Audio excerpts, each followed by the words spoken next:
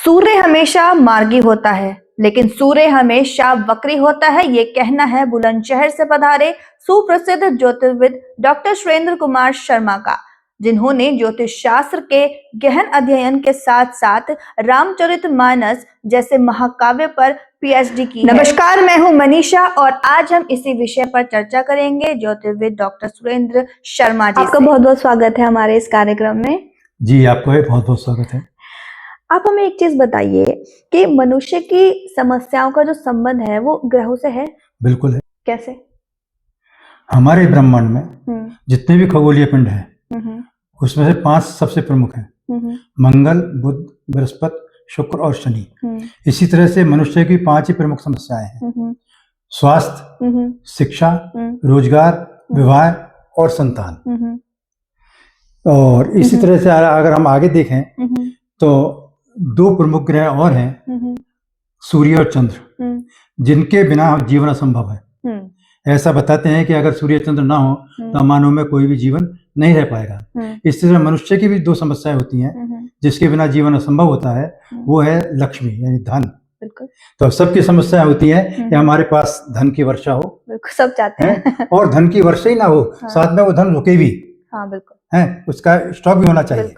ठीक है, तो इसके बारे में धन की वर्षा कैसे हो, इसको तो मैं अपने 38 वर्ष के समय में नहीं जान पाया, लेकिन धन कैसे रुके इसकी समस्या का समाधान मुझे एक मिल गया था एक सम्मेलन में, और उसको मैंने जब प्रयोग किया तो अपने घर में प्रयोग किया, पहले अपने जो नियर एंड डियर है उनके ऊपर प्रयोग किया, और वो 100% सही है कि धन कैसे रोका जा सकता है। तो आपने लोगों, जैसे किसी के पास धन नहीं है और किसी ने आपसे उपाय पूछे, तो आपने उपाय उनको बताए धन रोकने के? हाँ, बिल्कुल। धन वर्षा के, धन प्राप्ति के नहीं। ठीक है। धन प्राप्ति का कोई उपाय मुझे नहीं मिला, लेकिन जो धन कैसे रुके इसका उपाय हमें मिल गया, और वो 100% सही है।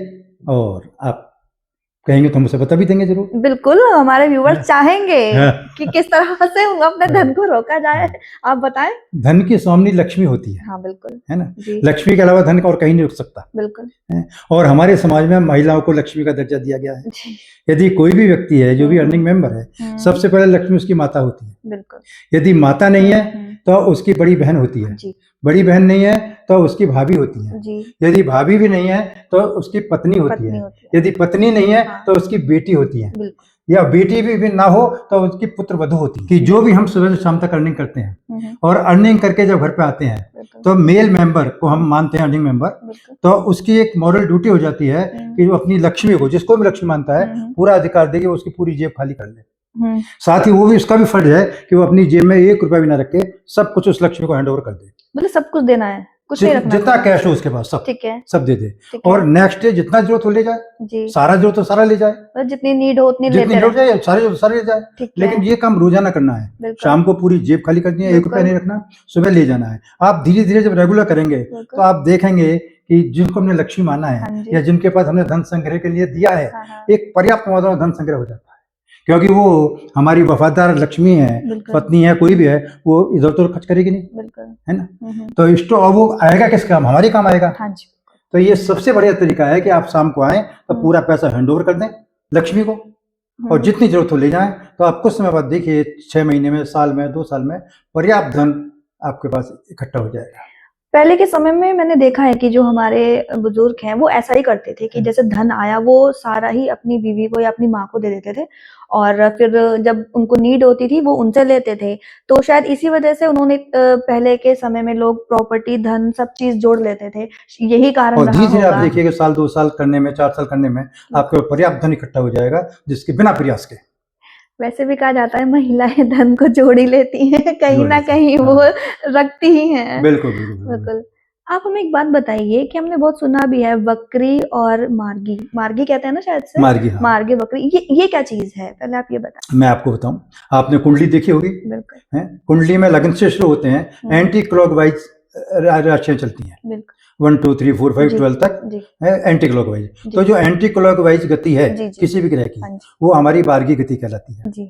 और जब हम उसके विपरीत चलेंगे, यानी लगन से 12 10 8 7 6 5 4 3 2 जिस तरह चलेंगे तो वो मतलब वक्री गति कहलाती है। और हमारे कुछ ग्रह मार्गी भी होते हैं और वक्री होते हैं, साथ साथ कुछ ग्रह केवल वक्री होते हैं, कुछ ग्रह केवल मार्गी होते हैं। ये हमारे यहाँ ज्योतिष में विषय आया है। हम कैसे जान सकते हैं कि हमारे ग्रह वक्री हैं या मार्गी हैं? बिल्कुल, बहुत अच्छी प्रश्न है ये। हम जैसे मैं आपको बता दूं, आपको हमारी जो 5 प्रमुख ग्रह मैंने बताई, मंगल, बुध, बृहस्पति, शुक्र, शनि, ये प्राय मार्गी रहते हैं। मार्गी का मतलब यह है कि ये लग्न से शुरू होंगे, दूसरे, चौथे, छठे, 8वें, 10वें, 12वें भाव से होते हुए पुनः लग्न पर आएंगे। ठीक है। तो ये मार्गी गति हुई। लेकिन ये समय समय पर वक्री भी होते रहते हैं। ये कैसे पता चलेगा? ये पता चलता है इनके ग्रहों की गति से, उनकी डिग्रियों से, और वक्री इतने तक हो जाते हैं कि ये अपना लौट करके पिछली राशि में पहुंच जाते हैं, पिछली राशि में पहुंच जाते हैं। तो इनका हमें वक्रत्व का पता चल जाता है, क्योंकि ये राशि परिवर्तन कर लेते हैं। ठीक है।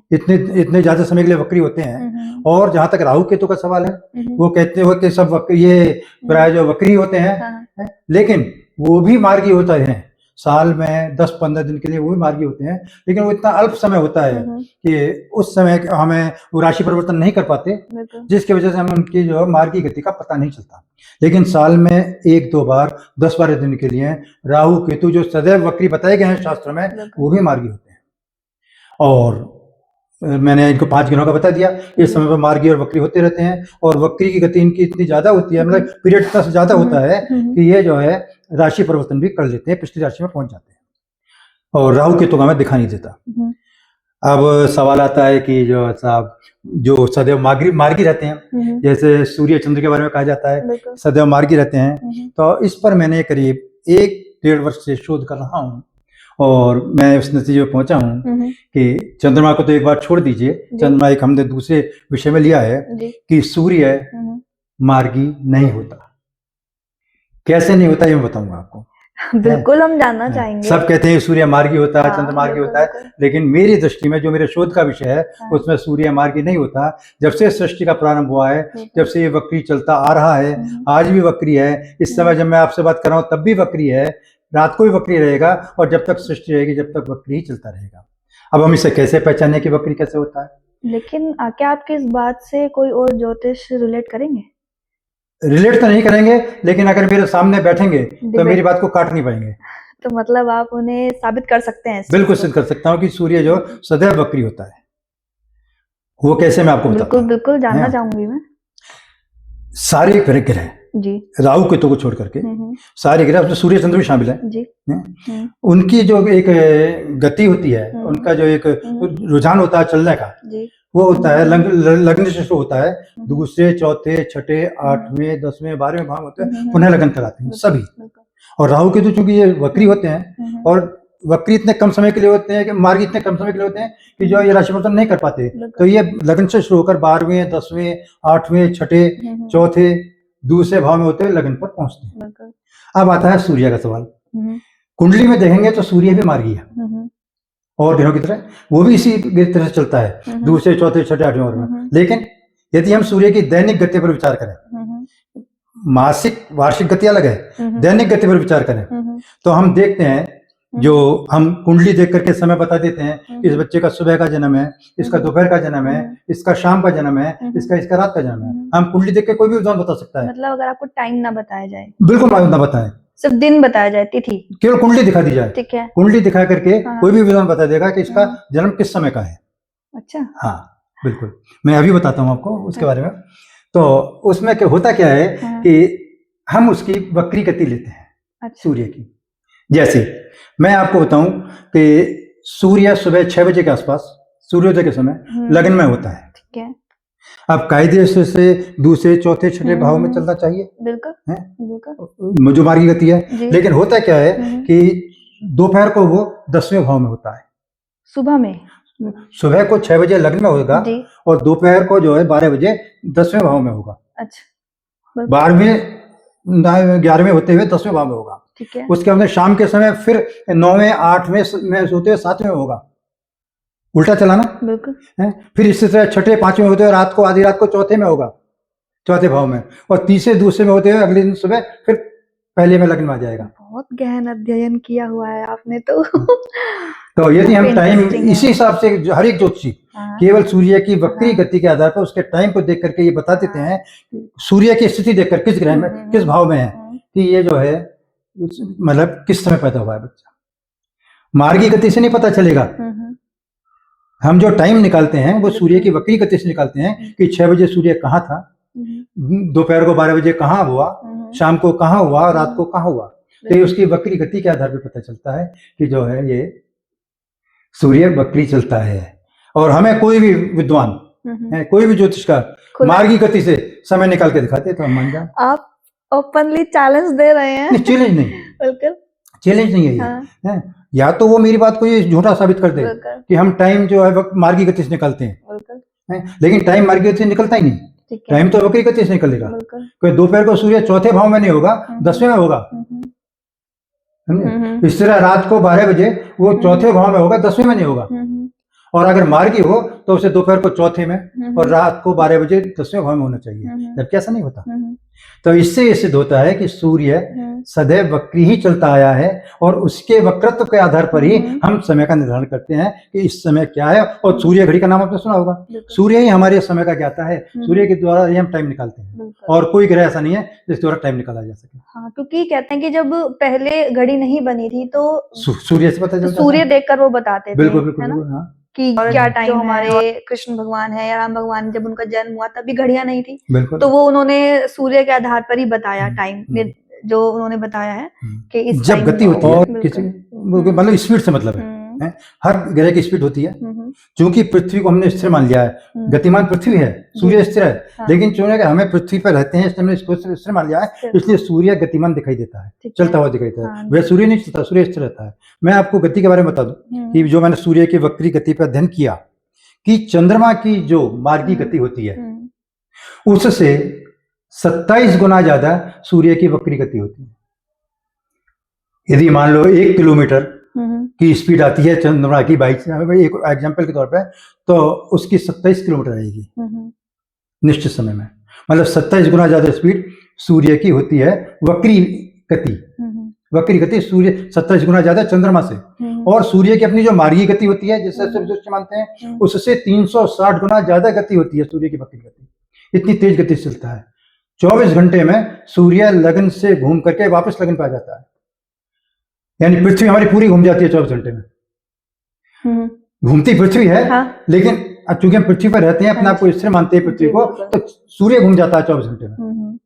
तो आप बताइए 24 घंटे में जहां सूर्य पूरा घूम गया तो उसकी कितनी गति होगी? 360 होगी,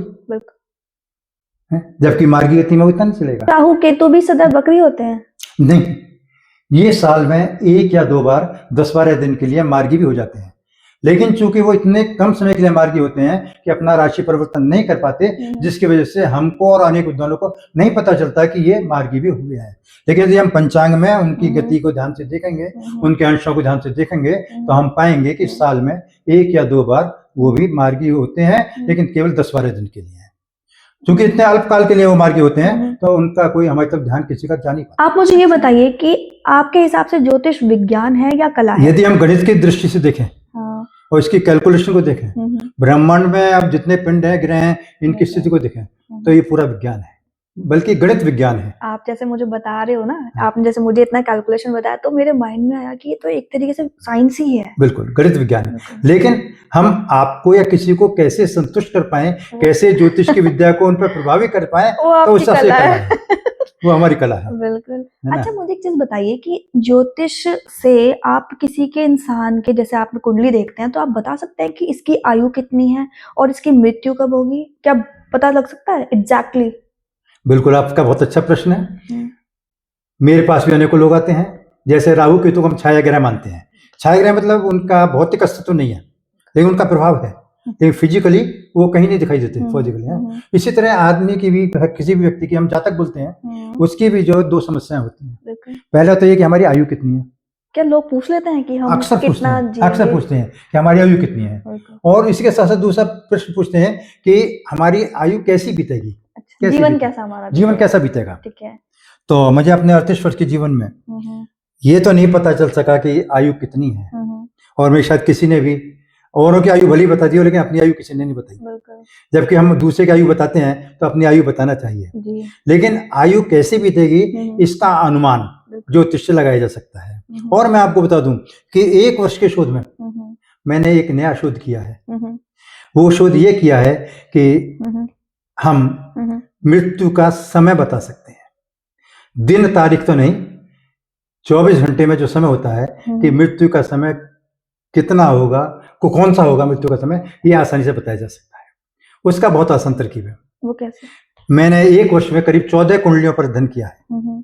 यानी 14 ऐसे जो मृतक हैं, तो उनकी मुझे जन्म कुंडली मिल गई, मृतक का समय मिल गया, तो मैं उनको वेरीफाई किया है क्या ये सही है। तो 14 में से 12 कुंडलियों पर हमारा जो ये सूत्र सही काम किया है।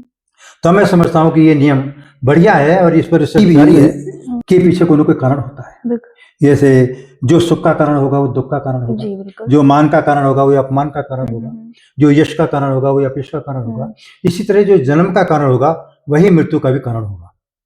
जो हमारी कुंडली में जो जन्म का कारण होगा वही मृत्यु का कारण भी होगा। हम जन्म को कैसे पहचानते हैं? जन्म का कारण क्या? हमारी माता। माता यह बताती है तुम्हारा पिता है, चाचा है, ताऊ है, कोई है, तो माता का हमारी जन्म का कारण हुई मेन। बच्चा माँ को ही जानता है, माँ ही उसे पालती है सबसे पहले, बाकी और किसी को नहीं जानता। ठीक इस तरह कुंडली में जो ज्योतिष में माँ का जो रूप है वो चंद्रमा को दिया गया है। माता का कारक चंद्रमा और पिता कहते हैं सूर्य को। सूर्य होता है। तो चंद्रमा को हमारे माता माना गया है और चंद्रमा के आधार पे हम बता सकते हैं किसी जातक के बारे में या जातका के बारे में कि इसका अमुक नाम है, अमुक नक्षत्र है, अमुक राशि है, अमुक चरण है। केवल चंद्रमा के आधार पे जितने ग्रह स्पष्ट होते हैं वो चंद्रमा के आधार पे होते हैं।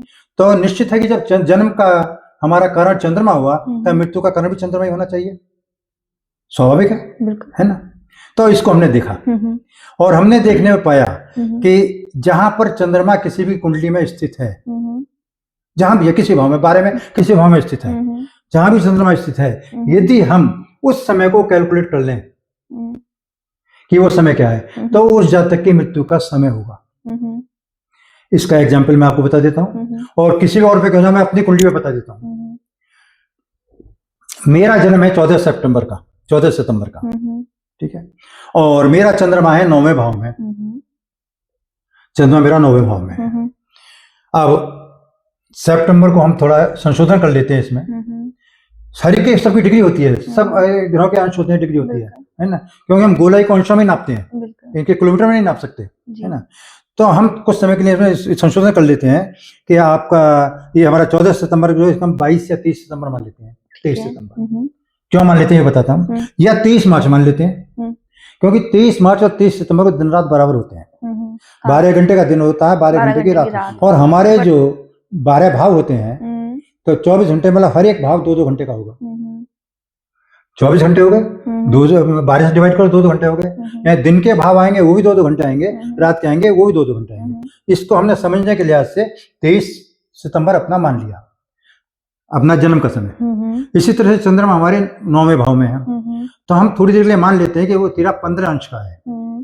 एक राशि में एक भाव में 30 अंश होते हैं, तो हमने ठीक सेंटर पे ले लिया 15 अंश पर, यानी वो 50% ही चला उसमें, ताकि हम आसानी से कैलकुलेशन कर सकें।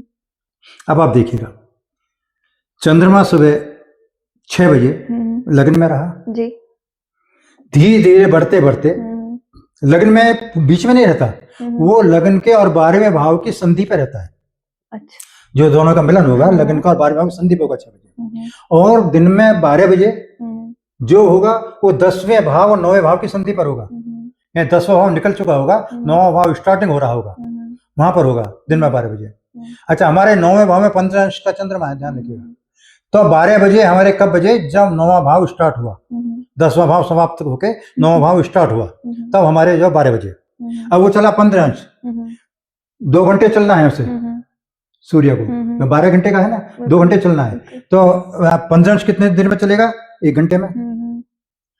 30 सुबह 2 घंटे में, तो 1 घंटे में कितना चलेगा? 15 अंश, 15 घंटे में चलेगा। तो 12 में 1 जोड़ दीजिएगा, 1 बज गया। नहीं, जिस समय चंद्रमा 9वें अंश पे 9वें भाव में 15 अंश पर है, तो उस समय हमारे जो है दिन का 1 बजा है। ठीक है, क्लियर? सूर्य की वक्री गति के आधार पर जी, ठीक है। तो इससे ये निकला कि हमारी मृत्यु 1 बजे के आसपास होगी, जब भी होगी 1 बजे के आसपास होगी। ये एक्यूरेट निकल सकता है, बिल्कुल मिनट सेकंड में निकल सकता है, लेकिन ज्यादा बारीकी से हमने इसलिए निकाला कि कहीं हमारी विद्या हमारी जानलेवा ना हो जाए। ये बिल्कुल सही। तो हमने 14 कुंडलियों पर इस तरह से समय निकाला और हमने देखा कि 12 कुंडली बस सही मिला। अब इसमें दिक्कत होती है कुंडली मिलने की। यदि किसी की कुंडली मिल जाती है मृतक की, तो उसका मृत्यु का समय नहीं मिल पाता। मृत्यु का समय मिल जाता है तो उसकी कुंडली नहीं मिल पाती। वो कहते हैं क्या करोगे, कुंडली का आदमी तो मर गया। अच्छा, तो इस तरह ऐसे व्यक्ति की कुंडली मिल पाना बड़ा मुश्किल होता है, लेकिन हम प्रयासरत हैं। का जो शोध है, और मैं आपको सुन रही थी कि आपने कितने सटीक तरीके से जवाब दिया, हर किसी के बस का नहीं है इस चीज पता चल रहा था कि आपने कितना शोध किया है। और आपका ये शोध आने वाले समय में जो और लोग ज्योतिष में अपना करियर बनाएंगे, ज्योतिषाचार्य बनेंगे, उनको कितना बेनिफिट मिल जाएगा। जो गणित ज्योतिष के जानकार हैं, जिनको मतलब फलित है, अलग बात है, जो ज्योतिष के गणित को जानते हैं वो तो मेरी बात को नहीं काट पाएंगे। लेकिन जो अपनी वर्चस्वता रखते हैं या अपना बड़प्पन रखते हैं कि हम, ये तो हर जगह होता है कि अपने आप को रखने के लिए आप दूसरे की बात काट रहे हैं, लेकिन ये सत्यता है, लॉजिकल है, रियलिटी है, उसको कोई नहीं, ये लॉजिकल है। जैसे कि आप किसी की कुंडली देखते हैं और उसमें किसी की व्यक्ति की जो उम्र है वो अल्पायु है या फिर कुछ कठिनाइयां हैं, तो क्या आप ज्योतिष के माध्यम से कुछ ऐसे उपाय हैं कि उसके जीवन में थोड़ा समय और उसको मिल जाए, उसका जीवन और आगे हो, मतलब बढ़ जाए? देखिए, जहां तक उपाय का सवाल है, मैं आपको क्लियर कर दूं कि अनेकों तरह के विद्वान हैं, जैसे डॉक्टर हर तरह के हैं, हर डॉक्टर अपने अलग अलग राय देता है। कुछ कहते हैं कि साहब लग्न का उपाय कर लो, कुछ कहते हैं भाग्य का उपाय कर लीजिए, कुछ कहते हैं सुख का चौथे भाव का उपाय कर लीजिए, कोई कहते हैं 5वें भाव का उपाय कर लो। मैं इनसे भिन्न हूँ। मेरे का प्रभाव है, दिन में 12 बजे जून के महीने में यदि हम टॉर्च जलाएं, बल्ब जलाएं, तो उसकी रोशनी दिखाई नहीं देगी, लेकिन इसका मतलब ये नहीं कि टॉर्च नहीं जल रही या रोशनी आ रही है। ठीक इसी तरह से जितने ग्रह हैं, चाहे वो दूर हैं, पास हैं, पीछे हैं, आगे हैं, उनका प्रभाव बराबर होता है और उनकी शक्ति, उनकी जो दूरी है उसमें अंतर आ जाता है। कोई कम पावर में है, कोई ज्यादा पावर में है, कोई अधिक पावर में है। तो मेरा मानना यह है कि सब ग्रहों पर ना जा करके, सब भावों पर ना जा करके, जो कुंडली में सबसे कमजोर ग्रह है उसका उपाय कर लिया जाए, उसको बलि कर लिया जाए तो ज्यादा तक। क्योंकि यदि हमने बलि ग्रह का उपाय कर लिया तो अति सर्वत्र वर्जते, अति तो हर चीज की बुरी है ना, वो तो हानि करेगा। मान लिया हमने मंगल हमारा बलि है, मंगल का उपाय कर लिया तो चोट डालेगा, एक्सीडेंट कराएगा, खून खान कराएगा, आत्महत्या भी करा सकता है, कुछ मारकाट कुछ भी कराएगा। तो कहने का मतलब जो हमारे इसमें आता है कि जो बलि ग्रह है उससे संबंधित वस्तुओं का त्याग करना चाहिए ताकि उसकी पावर कम हो जाए, और जो कमजोर ग्रह है, निर्बल ग्रह हैं, उनसे संबंधित वस्तुओं का सेवन करना चाहिए ताकि उनको बल मिले और हमें उसका लाभ। एक छोटा सा उपाय भी बताइए कि कुछ लोगों को ना गुस्सा बहुत आता है, बहुत लोग ऐसा मुझसे भी कहते हैं कि आप इतने एस्ट्रोलॉजर से मिलती हैं, आप उनसे बस ये पूछ लीजिएगा कि हमें गुस्सा बहुत आता है, हम ऐसा क्या तो आप जानती हैं कि चाय, कॉफी और कोल्ड ड्रिंक किसी को साथ साथ नहीं दी जा सकती। नहीं, या तो चाय कॉफी दी जाएगी या कोल्ड ड्रिंक, एक ही दी जाएगी ना। हमारे यहाँ रेड कलर जो है वो चाय कॉफी है, ठीक है, और जो सफेद कलर है वो कोल्ड ड्रिंक है, शांत है। तो यदि किसी को क्रोध आता है तो सबसे पहले तो हम उसको ये दबाव डालेंगे, कहेंगे कि red colour strictly avoided, permanently नहीं, जब तक आपकी समस्या ना हो जाए। अच्छा, रेड कलर का मतलब रेड फैमिली से है, चाहे वो पिंक हो चाहे मैरून हो, जिसमें रेड कलर की झलक हो, आप ना वो कपड़े पहनेंगे ना वो चीज खाएंगे। बेडशीट भी हो तो हटा दीजिए। मान लो अपने घर में लाल रंग का व्हाइट वॉश करा लिया, ठीक है, रेड कलर के कपड़े पहनने शुरू कर दिया, रेड कलर का खाना शुरू कर दिया, एक हफ्ते के अंदर ऐसी महाभारत होगी कि वो संभाली नहीं संभलेगी। मैं तो किसी को रेड कलर के बाइक और कार खरीदने की सलाह नहीं देता। ये बहुत एग्रेसिव होता है, किसी को भी नहीं लेनी चाहिए, किसी को भी नहीं लेनी, मेरी दृष्टि से। कंपनी वालों से बात करूंगी कि मत बनाओ। तो मैं आपको ये उपाय के बारे में बात करी थी। तो एक तो रेड कलर पहनने में आप जो भी रेड फैमिली का है, हाँ, चाहे वो पिंक हो चाहे मैरून हो, अवॉइड करिएगा पूरा तरह। खाने का जहां तक सवाल है, खाने में आप गाजर टमाटर सब्जी में खूब खाइए, कच्चे नहीं खाएंगे, रूह अफ़ज़ा सॉस का इस्तेमाल नहीं करेंगे, चुकंदर नहीं खाएंगे, सेब को छिलका उतार करके खाएंगे, अनार खाएंगे तो सफेद खाएंगे, लाल नहीं खाएंगे। जिसको गुस्सा आता है ये उन्हीं के लिए है, उन्हीं के लिए है जिसको गुस्सा आता है। Thank God. अच्छा। और साथ में अगर चंद्रमा का उपाय भी कर लें, मतलब कम से कम 12.5 रत्ती का सच्चा मोती लेकर के, चाहे अंगूठी में पहन लें चाहे लॉकेट पहन लें, तो मेरा वादा है कि ये दोनों उपाय करने से इनका प्रभाव 11 दिन में मैं स्टैम्प पेपर लिख के दे सकता हूँ कि 20-21 दिन के बाद आपका क्रोध भी शांत हो जाएगा, बॉडी में कैल्शियम की कमी है वो भी दूर होगी, आलस भी दूर होगा, काम में मन लगेगा, लोगों पे प्रभाव भी पड़ेगा। बहुत आपसे बात करके तो लग रहा है कि मन कर रहा है कि इतने सारे सवाल पूछती ही रहूं, लेकिन समय का थोड़ा अभाव है। आपने इतनी अपना कीमती समय हमें दिया और इतनी अच्छी हमें जानकारी दी, उसके लिए आपका बहुत बहुत धन्यवाद। यदि आप भी अपने जीवन की समस्या का ज्योतिषीय माध्यम से समाधान चाहते हैं या फिर आप ज्योतिष सीखना चाहते हैं तो नीचे दिए गए नंबर पर आप कांटेक्ट कर सकते हैं। और हमारी वीडियो आपको कैसी लगी ये हमें कमेंट में जरूर बताइएगा। हमारे चैनल को सब्सक्राइब कीजिए, लाइक कीजिए, वीडियो को शेयर कीजिए। नमस्कार।